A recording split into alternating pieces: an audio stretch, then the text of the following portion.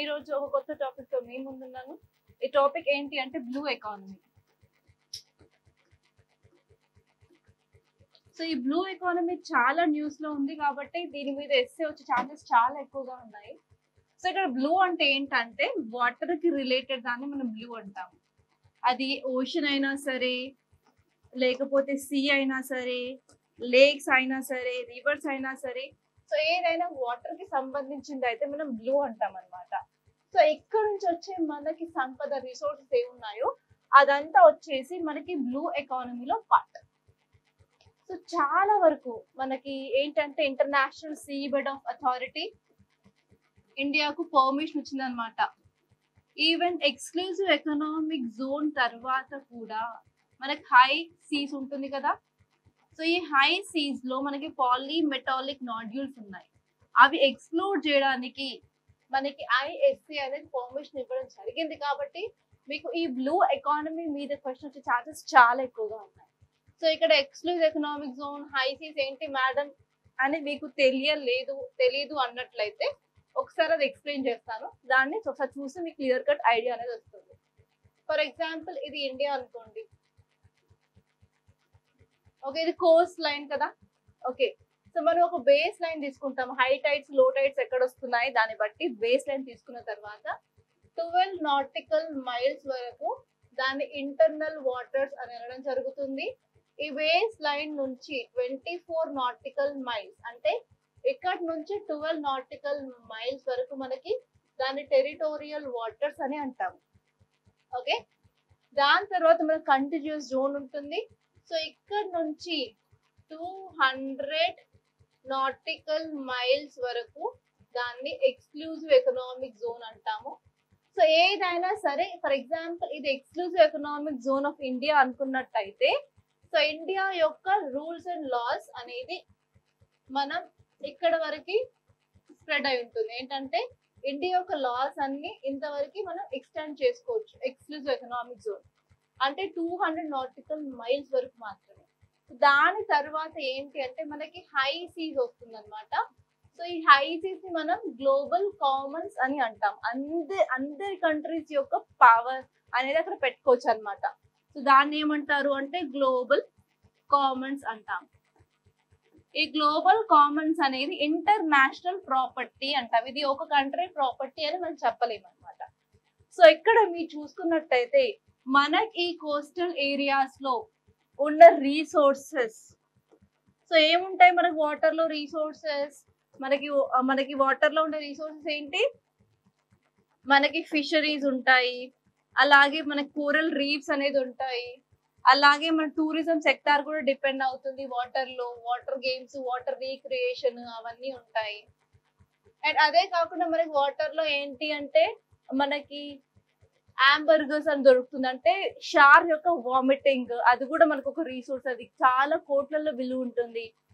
And next వచ్చేసి ఇంకా ఏదైనా సరే మినరల్స్ కానీ, మెటల్స్ కానీ, ఈవెన్ మనకి వాటర్ లో మనకి గ్యాస్ అండ్ క్రూడ్ ఆయిల్ అవన్నీ, రిఫైనరీస్ అవన్నీ ఉంటాయి కదా. సో ఇవన్నీ మనకి బ్లూ ఎకానమీలో పార్ట్ అనమాట. సో వీటి మీద మీకు ఎస్సే వచ్చే ఛాన్సెస్ చాలా ఎక్కువగా ఉన్నాయి కాబట్టి కంపల్సరీ మీరు ఈ టాపిక్ మీద ఫోకస్ చేయండి. సో చాలా రోజులు అయింది కదా మీరు ఎస్సే చూసి. ఓకే, సో ఎస్సేలో మనకు ఉన్న పార్ట్స్ ఏంటండి? ఫస్ట్ వచ్చేసి మనకి ఇంట్రొడక్షన్ ఉంటుంది, నెక్స్ట్ వచ్చేసి బాడీ ఉంటుంది, అండ్ లాస్ట్ వచ్చేసి కన్క్లూజన్. సో మనకి ఈ 3 పార్ట్స్ అయితే ఉండడం జరుగుతుంది కదా. సో ఎస్సే అనేది ఎన్ని విధాలుగా రాయొచ్చు ఒక్కసారి మళ్ళీ రివైజ్ చేసుకుందామా? సో ఎస్సే అనేది మనం 5 విధాలుగా ఇంట్రడక్షన్ అనేది రాయొచ్చు. సో ఫస్ట్ వచ్చేసి ఏంటి అంటే మీరు కోడ్స్ యూజ్ చేయొచ్చు. కోడ్స్ అంటే ఏంటంటే సూక్తులు. ఒక సూక్తులు రాసేసి మీరు దాన్ని ఎక్స్ప్లెయిన్ చేసేసి దానికి రిలవెంట్ గా ఎగ్జాంపుల్స్ రాస్తే సరిపోతుంది. అది ఒక విధానం. అండ్ నెక్స్ట్ వచ్చేసి ఎనెక్డోట్స్ అంటాము. ఎనెక్డోట్స్ అంటే స్టోరీ రూపంలో కూడా మీరు ఆ టాపిక్ గురించి ఇంట్రొడక్షన్ రాయొచ్చు. అది కూడా రాదు అంటే మీరు క్వశ్చన్ ట్యాగ్స్ అనేది యూజ్ చేయొచ్చు. ఇంట్రెస్టింగ్ గా క్వశ్చన్స్ మీరు అడిగి ఆ క్వశ్చన్స్ కి ఆన్సర్ రూపంలో కూడా మీరు ఇంట్రొడక్షన్ రాయొచ్చు. దాని తర్వాత ఏంటి అంటే ఫర్ ఎగ్జాంపుల్ మీరు ఆల్రెడీ వేరే పేపర్స్ లో చదువుతుంటారు కదా. ఎకానమీలో మీకు బ్లూ ఎకానమీ అనేది వస్తుంది. అక్కడ ఏం చదివారో దాన్ని కూడా మీరు యూజ్ చేయొచ్చు. సో ఇదంతా కాదు, నేను కరెంట్ అఫైర్స్ లో బాగా చదువుతాను, నాకు బాగా అర్థం అవుతాయి అనుకుంటే కరెంట్ అఫైర్స్ లో వచ్చిన రిపోర్ట్స్ లేదా కరెంట్ అఫైర్స్ లో వచ్చిన ఎగ్జాంపుల్స్ కానీ కేస్ స్టడీస్ యూజ్ చేసి కూడా మీరు ఇంట్రొడక్షన్ రాయొచ్చు. సో నేను ఇక్కడ కొన్ని కోడ్స్ తీసుకున్నాను, అవి మీకు చూపిస్తాను. సో మీకు ఒక ఐడియా అనేది వస్తుంది. సో ఈ క్లాస్ లో నేను 2 టైప్స్ ఆఫ్ ఇంట్రొడక్షన్ చూపిస్తాను. ఒకసారి క్లియర్ గా చూడండి ఒకసారి. ఓకే, నేను ఇక్కడ తీసుకున్న కోడ్స్ కూడా అథెంటికేటెడ్ కోడ్స్ అండి. చాలా మంచి ఆర్గనైజేషన్స్ లైక్ యునైటెడ్ నేషన్స్ కానీ వరల్డ్ బ్యాంక్ కానీ ఇచ్చిన కోడ్స్ అనేవి నేను ఇక్కడ తీసుకున్నాను. సో ఫస్ట్ వచ్చేసి ఏంటి అంటే the blue economy promises to deliver sustainable development. So blue economy అనే సస్టైనబుల్ డెవలప్మెంట్ ని చేయడానికి మనకి ఓషన్ లో ఉన్న పొటెన్షియల్ అనేది మనం అన్లాక్ చేసుకోవచ్చు అని చెప్పి ఈ కోట్ అని చెప్తుంది. సో దీన్ని మీరు క్లియర్ గా అసలు మనం ఓషన్ రిసోర్సెస్ ని సస్టైనబుల్ గా ఎలా యూజ్ చేసుకుంటాము అండ్ ఇక్కడ ఉన్న రిసోర్సెస్ వల్ల మనకి ఎలాంటి లాభాలు కలుగుతాయి, అసలు ఎలాంటి రిసోర్సెస్ అనేవి ఉన్నాయి, సో వాటి మీద మీరు ఒక 50 to 100 వర్డ్స్ రాస్తే సరిపోతుంది. ఓకే, సో నెక్స్ట్ కోట్ వచ్చేసి యునైటెడ్ నేషన్స్ ఇచ్చిన కోట్ అన్నమాట. ఇది ఏం చెప్తుంది అంటే blue economy is about harnessing oceans resources in a way that meets the need of present without compromising the ability of future generations to meet their own needs. అంటే దీని meaning ఏం లేదండి, ఇప్పుడు ప్రెసెంట్ మన జనరేషన్, ఓకే, మన generation లో మనకి ఏమి అవసరాలు ఉన్నాయో ఆ అవసరాలు తీర్చేందుకు ఓషన్ లో ఏమేమి రిసోర్సెస్ ఉన్నాయో దాన్ని మనం తీసుకోవచ్చు. అలాగని మనం ఎక్స్ప్లాయిట్ చేయకూడదు. సో అట్లీస్ట్ నెక్స్ట్ జనరేషన్ లో ఉండే వాళ్ళకు కూడా కొన్ని అవసరాలు ఉంటాయి మనలాగే. ఓకే, సో వాళ్ళ అవసరాలకి తగ్గట్టేటట్టు వాళ్ళు కూడా అదే మెరైన్ రిసోర్సెస్ ని యూజ్ చేసుకోగలిగేలాగా మనం సస్టైనబుల్ గా యూజ్ చేసుకోవాలి అని చెప్పి యునైటెడ్ నేషన్స్ అనేది చెప్పడం జరిగింది. సో దీనికి ఎగ్జాంపుల్స్ రాయండి, ఒక 2-3 ఎగ్జాంపుల్ రాసేసి మీరు 50 to 100 వర్డ్స్ కనుక రాయగలిగితే it's okay, it's good. So ఇది ఒక టైప్ ఆఫ్ ఇంట్రొడక్షన్. సో నేను ఇక్కడ మీకు మోడల్ ఇస్తే పీడిఎఫ్ ఇస్తున్నాను కదా, అందులో ఏం రాశాను అంటే అసలు బ్లూ ఎకానమీ అంటే ఏంటి, బ్లూ ఎకానమీలో wide range of economic activities అనేవి ఉంటాయి. ఇవి ఎక్కడ అంటే వాటర్ కి సంబంధించి, అంటే ఓషన్స్ కానీ సీస్ కానీ కోస్ట్ ఏరియా కానీ సంబంధించింది. అండ్ ఇక్కడ వచ్చేసి డిఫరెంట్ సెక్టార్స్ అనేవి ఉంటాయి, ఫిషరీస్ ఉంటాయి, అక్వాకల్చర్ ఉంటాయి, marine transport, tourism and renewable energy. So ఇవన్నీ ఉంటాయి అన్నమాట. అండ్ ఈ కాన్సెప్ట్ వచ్చేసి మనం సస్టైనబుల్ డెవలప్మెంట్ కి లింక్ చేసుకోవాలి. అలాగే మనం ఎకనామిక్ గ్రోత్ ని అండ్ ఎన్వైరన్మెంట్ కన్జర్వేషన్ రెండు బ్యాలెన్స్ చేసుకుంటూ చేయాలని అయితే క్లియర్ గా చెప్పడం అయితే జరిగింది. ఓకే, సో ఇక్కడ మీరు కొంచెం డేటా అనేది యాడ్ చేసుకోవాలి. ఎస్పెషల్లీ టీజీపీఎస్సీ గ్రూప్ 1 లో అయితే మీరు గ్రూప్స్ రాస్తున్నట్టయితే కంపల్సరీ మీరు ఎంత డేటా వీలైతే అంత డేటాని యూజ్ చేయడానికి ట్రై చేయండి. సో అలాగే మీకు మార్క్స్ అనేవి మంచిగా వస్తాయి. ఓన్లీ డేటా మనకు మాత్రం కంపల్సరీ యూజ్ చేయాలా. సో మీరు ఇక్కడ చూసుకున్నట్టయితే blue economy represents a significant portion of economy.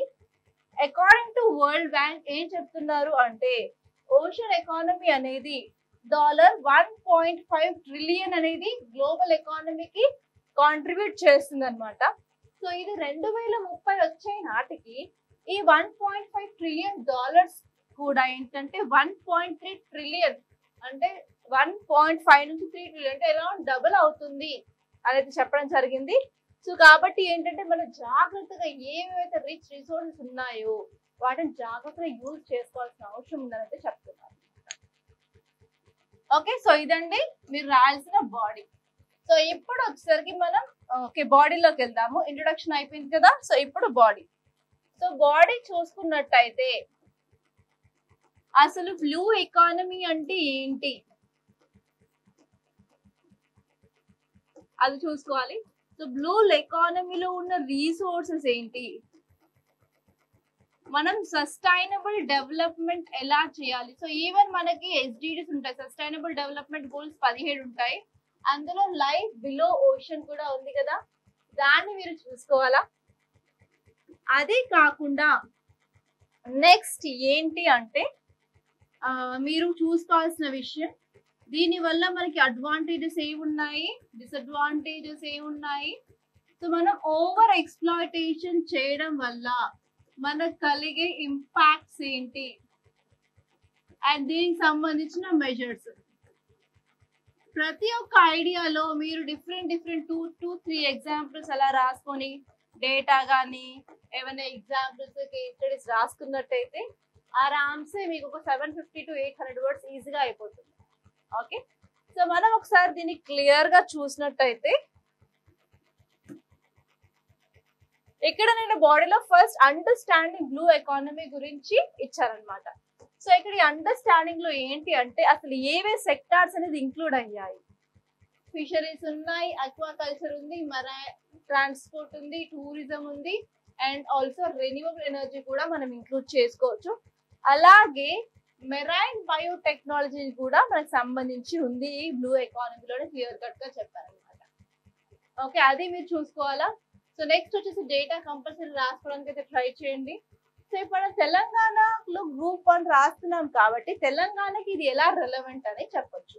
So ఇప్పుడు మీరు మ్యాప్ ఆఫ్ తెలంగాణ చూసుకున్నట్టయితే అసలు మనకి సీకి కానీ ఓషన్ కానీ యాక్సెస్ ఉందా? లేదు. మనం ల్యాండ్ లాక్ అంటే చుట్టూ ల్యాండే ఉంది, మనకి ఎటువంటి సీకి కానీ ఎటువంటి ఓషన్ కి కానీ యాక్సెస్ లేదు అని క్లియర్ గా తెలుస్తుంది కదా. అదే మీరు జాగ్రఫీలో చదువుకుంటారు కదా, తెలంగాణ జాగ్రఫీలో. సో ఇక్కడ ఏంటి అంటే తెలంగాణ అనేది నార్మల్ గా ఫార్మస్యూటికల్స్ లో, ఐటీలో అండ్ అగ్రికల్చర్ రంగాలలో చాలా బాగా పనిచేస్తుంది. సో ఇక్కడ ఏంటంటే మనకి మెరైన్ ట్రాన్స్పోర్ట్ చాలా చాలా ఇంపార్టెంట్. సో మనం ఇక్కడ ఉత్పత్తి చేస్తున్నాం, ప్రొడక్షన్ చేస్తున్నాము, చేసిన తర్వాత మనం దాన్ని ఎక్స్పోర్ట్ చేయకుండా ఉంటే మనకి అది యూజ్ అవుతుందా? కాదు కదా. సో మనం ఎక్స్పోర్ట్ చేయాలి అంటే మనకి ఈ మెరైన్ అనేది చాలా ఇంపార్టెంట్, మెరైన్ ట్రాన్స్పోర్ట్ సిస్టమ్.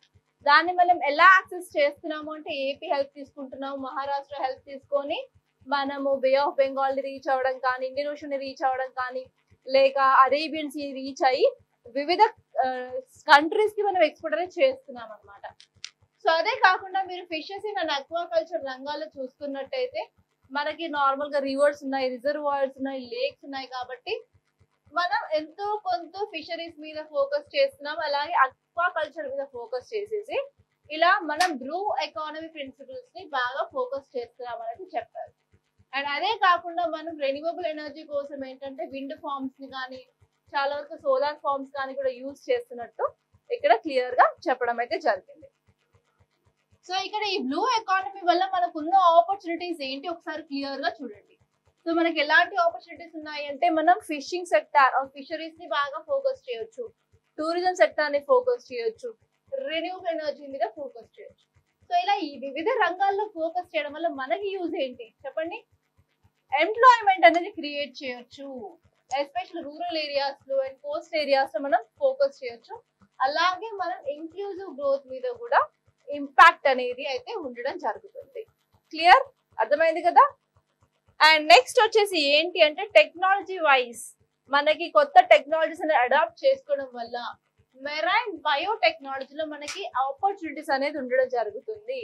మనం రీసెర్చ్ అండ్ డెవలప్మెంట్ మీద కూడా ఫోకస్ చేయొచ్చు, అలాగే కొలాబరేషన్స్ చేసుకోవచ్చు, మనం ఇన్లాండ్ వాటర్ మేనేజ్మెంట్ మీద కూడా ఫోకస్ చేయొచ్చు అని చెప్తున్నారు.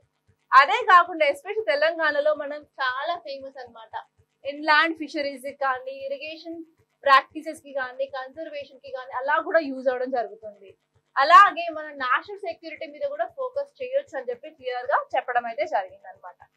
సో ఇక్కడ మీరు చూడాల్సింది ఏంటి అంటే మనకి బ్లూ ఎకానమీని ఇంప్లిమెంట్ చేయడానికి మనకున్న చిక్కులు ఏంటి, వాటి మీద కూడా మీకు ఒక ఐడియా ఉండాల్సిన అవసరం ఉంది కదా. సో ఫస్ట్ ఏంటి అంటే ఎన్వైరన్మెంట్ అనేది డిగ్రేడ్ అవుతుందేమో అన్న భయం. ఓకే, ఎన్వైరన్మెంట్ డిగ్రేడ్ అవుతుందేమో భయం. ఎందుకంటే నార్మల్ గా మనం ఓవర్ ఫిషింగ్ చేస్తూ మనము డ్రిల్లింగ్ చేస్తూ ఉన్నాం అనుకోండి, పొల్యూషన్ అవుతుంది. ఓవర్ ఫిషింగ్ వల్ల ఏంటంటే ఎక్స్ప్లాయిటేషన్ అవుతుంది, అలాగే హ్యాబిటాట్ అనేది డిస్ట్రక్ట్ అవుతుంది అన్నమాట. సో నెక్స్ట్ వచ్చేసి పాలసీ అండ్ గవర్నెన్స్ ఇష్యూస్ కూడా ఉన్నాయి. సో మనం ఏంటంటే బ్లూ ఎకానమీ ఎంతైనా తీసుకోవాలి అంటే మనకి స్టేట్స్ నుంచి డిఫరెంట్ కోఆర్డినేటెడ్ పాలసీస్ అనేది రావాలి. అండ్ మనకి ఏంటంటే నేషనల్ బ్లూ ఎకానమీ పాలసీస్ అనేది తీసుకురావాల్సిన అవసరం ఎంతగానో ఉంది. అదే కాకుండా ఇప్పుడు క్లైమేట్ చేంజ్ మీద ఫోకస్ చేసినట్టయితే మనకి ఇప్పుడు క్లైమేట్ చేంజ్ అవ్వడం వల్ల సీ లెవెల్ వాటర్ అనేది ఇంక్రీజ్ అవుతుంది, ఓషన్ అసిడిఫికేషన్ అవుతుంది. ఓషన్ అసిడిఫికేషన్ ఎందుకు అవుతుంది అంటే టెంపరేచర్ ఇంక్రీజ్ అయినప్పుడు వాటర్ లో కార్బన్ డైఆక్సైడ్ అబ్జార్ప్షన్ అనేది ఎక్కువ జరుగుతుంది. కార్బన్ డైఆక్సైడ్ వాటర్ అనేది మిక్స్ అయినప్పుడు కార్బోనిక్ యాసిడ్ ఫామ్ అవుతుంది కదా, దాన్నే మనం ఎసిడిఫికేషన్ ఆఫ్ ఓషన్స్ అని అంటున్నాము. సో నెక్స్ట్ వచ్చేసి ఏంటి అంటే వెదర్ ప్యాటర్న్స్ కూడా చేంజ్ అవడం జరుగుతుంది. అలాగే మెరైన్ ఈకోసిస్టమ్ కి రిస్క్ అనేది ఉంటుంది. ఓకే, దాని వల్ల ఏంటంటే క్లైమేట్ చేంజ్ మీద ఇంపాక్ట్ ఉంటుంది.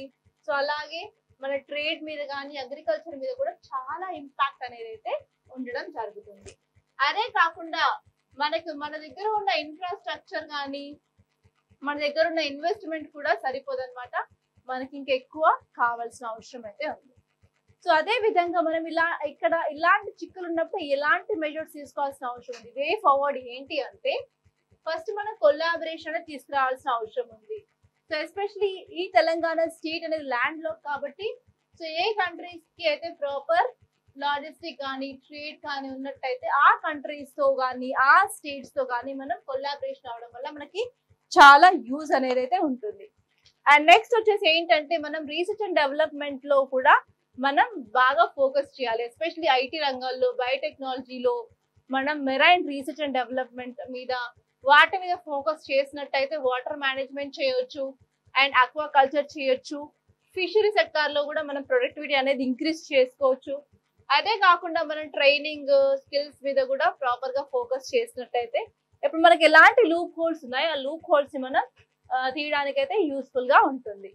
అండ్ నెక్స్ట్ వచ్చేసి ఎన్వైరన్మెంట్ లో కూడా proper water management, natural resources, ఆ బ్లూ ఎకానమీ మీద ఫోకస్ చేస్తే ఏంటంటే మనకి లాంగ్ టర్మ్ ఎకనామిక్ రిసీలియన్స్ అనేది ఉండడం జరుగుతుంది అని చెప్పి మీరు వే ఫార్వర్డ్ లో కానీ మెజర్స్ లో కానీ రాయొచ్చు. సో లాస్ట్ ఏంటంటే కన్క్లూజన్ పార్టే కదా. సో కన్క్లూజన్ వచ్చేసి ఎన్ని విధాలుగా రాయొచ్చు?